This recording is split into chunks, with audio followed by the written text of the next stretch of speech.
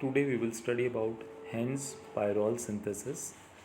आज हम heterocyclic compounds में हेंस पायरॉल सिंथेसिस के बारे में पढ़ेंगे और इसका मैकेनिज्म देखेंगे. The method involves the reaction of alpha halo ketone और aldehyde with beta keto ester in the presence of ammonia और primary amine. Hantzsch pyrrole synthesis में अल्फ़ा हेलो कीटोन या एल्डिहाइड की रिएक्शन बीटा कीटो एस्टर के साथ ammonia या प्राथमिक अमीन की उपस्थिति में की जाती है. इसमें स्टेप 1 में देखें condensation of beta keto ester with ammonia. पहले स्टेप में बीटा कीटो एस्टर का अमोनिया के साथ संघनन. ये बीटा कीटो एस्टर क्यों कहा, आप देख रहे हैं एस्टर ग्रुप COOC2H5, ये फंक्शनल ग्रुप है तो उसके पास वाला कार्बन CH2 अल्फ़ा कार्बन है और बीटा कार्बन पे CO ग्रुप दिख रहा है जो कि कीटो है, इसलिए ये बीटा कीटो एस्टर. और इसका नाम क्या होगा, ये अगर CH3COOC2H5 होता तो इथाइल एसीटेट होता, लेकिन हमने एक H हटा के क्या लगा रखा है, एसीटो ग्रुप लगा रखा है CH3CO, तो ये एसिटिक एस्टर है या इथाइल एसीटो एसीटेट. ये beta keto ester ethyl acetoacetate है और अमोनिया के साथ जब रिएक्शन करा रहे हैं, अमोनिया के दोनों हाइड्रोजन और कीटो ग्रुप का ऑक्सीजन वाटर के फॉर्म में एलिमिनेट हो रहा है और यहाँ हमें C डबल बॉन्ड NH इस तरह से इमीन ग्रुप मिल रहा है. जहाँ कीटो था वहाँ पर डबल बॉन्ड NH आ गया क्योंकि वहाँ का ऑक्सीजन और अमोनिया के 2 H वाटर के फॉर्म में एलिमिनेट हो गए और जो प्रोडक्ट आया वो CH3 C double bond NH CH2 COO C2H5. ये जो प्रोडक्ट मिला है ये टॉटोमराइज होके इनामीन में कन्वर्ट हो जाएगा. टॉटोमराइज किस तरह से हो रहा है, अब आप देख रहे हैं C डबल बॉन्ड NH के दोनों तरफ कार्बन है, एक तरफ CH3 है एक तरफ CH2 है. जो CH2 कार्बन है वो क्योंकि इलेक्ट्रॉन विड्रॉइंग CO के पास में है इसलिए ज़्यादा एसिडिक है, वहाँ से H हटेगा और NH पे आएगा तो NH2 बनाएगा और जिस कार्बन से H हट के NH2 बनाता है उस कार्बन की तरफ डबल बॉन्ड शिफ्ट होगा. तो इस तरह से डबल बॉन्ड CH2 वाले कार्बन की तरफ शिफ्ट होगा जो कि डबल बॉन्ड होने से CH रह जाएगा और वहाँ से H NH पे आके NH2 बना देगा. तो इस तरह से ये टॉटोमराइज होके हमें प्रोडक्ट दे रहा है इनामीन. CH3 C पे सिंगल बॉन्ड NH2 हो गया, double bond CH COO C2H5. क्यों कहा इनामीन, C डबल बॉन्ड C को हम ईन कहते हैं और NH2 ग्रुप को अमीन कहते हैं. अब इसी स्पीसीज़ में दोनों चीज़ें हैं, कार्बन कार्बन के बीच में डबल बॉन्ड होने से ईन भी है और डबल बॉन्डेड कार्बन पे अमीनो ग्रुप भी है, तो this compound formed is called enamine. इस तरह से इसे इनामीन कहा.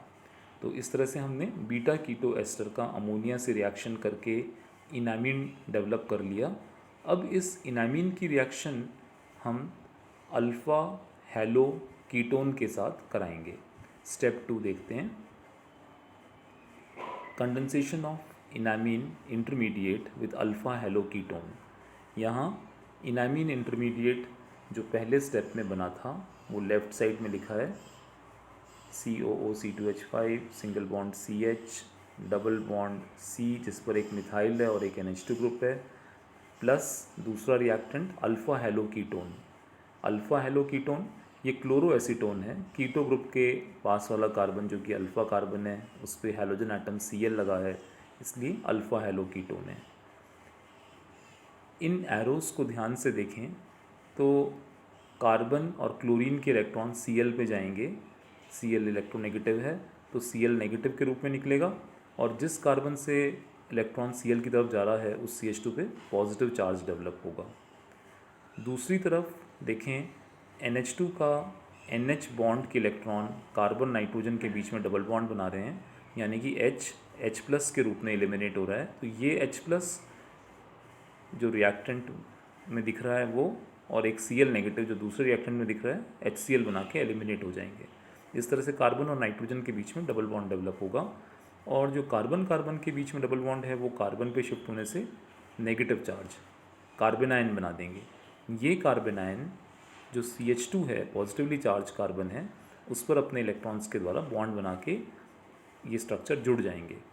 देख रहे हैं आप प्रोडक्ट में कि यहाँ का CH अपने नेगेटिव चार्ज के इलेक्ट्रॉन्स के द्वारा CH2 के साथ बॉन्ड बना रहा है, और यहाँ लेफ़्ट साइड में रिएक्टेंट में C डबल बॉन्ड NH हो गया, क्योंकि वहाँ से एक H और एक Cl HCl के रूप में एलिमिनेट हो गया है।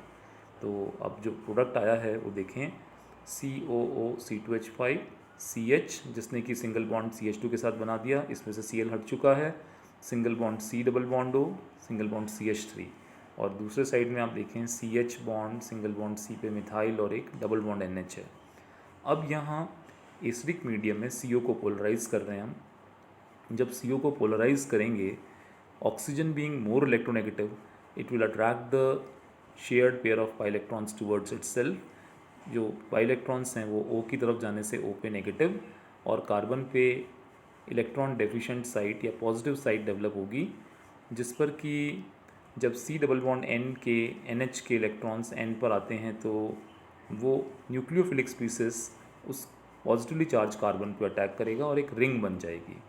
तो देख रहे हैं C डबल बॉन्ड NH के इलेक्ट्रॉन पहले N पर आए, और N पे लोन पेयर ऑफ इलेक्ट्रॉन्स जो है कि नेगेटिव चार्ज आने से न्यूक्लियोफिलिक हुआ, और वो नेगेटिव चार्ज से कार्बन पे अटैक होने से ये रिंग बन जाएगी। दूसरी तरफ आप देखें, CH बॉन्ड के इलेक्ट्रॉन्स को हमने कार्बन कार्बन के बीच में शिफ्ट किया, जहाँ की डबल बॉन्ड डेवलप कर देंगे, और जहाँ O नेगेटिव बना है वो H प्लस के प्रेजेंस में OH में कन्वर्ट हो जाएगा। तो H प्लस से आने के बाद प्रोडक्ट जो आया है, देखें लेफ़्ट साइड में COO C2H5 और डबल बॉन्ड डेवलप हो गया कार्बन के बीच में CH3, और NH के द्वारा दूसरी तरफ जो CO वाला कार्बन था उस पर जुड़ गया, उस पर एक मिथाइल है, O नेगेटिव से H प्लस जुड़ने पे OH में कन्वर्ट हो गया, और ऊपर एक CH2 दिख रहा है। अब राइट साइड पे भी OH और H एडजेसेंट कार्बन से वाटर एलिमिनेट होगा, जिससे कि यहाँ भी डबल बॉन्ड बन पाए। तो H2O के एलिमिनेशन से यहाँ भी हमें डबल बॉन्ड मिल रहा है। इस तरह से ये पायरॉल डेरिवेटिव बन गया, जिस पे कि एक एस्टर ग्रुप दिख रहा है हमें COO C2H5, एक मिथाइल ग्रुप 5 पोजीशन और एक मिथाइल ग्रुप 2 पोजीशन पे, अल्फ़ा पोजीशंस पे दोनों मिथाइल ग्रुप दिख रहे हैं, और बीटा पोजीशन पे एस्टर ग्रुप दिख रहा है। अब जब हम इसका हाइड्रोलाइसिस करेंगे, हाइड्रोलाइसिस करने पे जो एस्टर होता है वो एसिड प्लस अल्कोहल में कन्वर्ट होता है।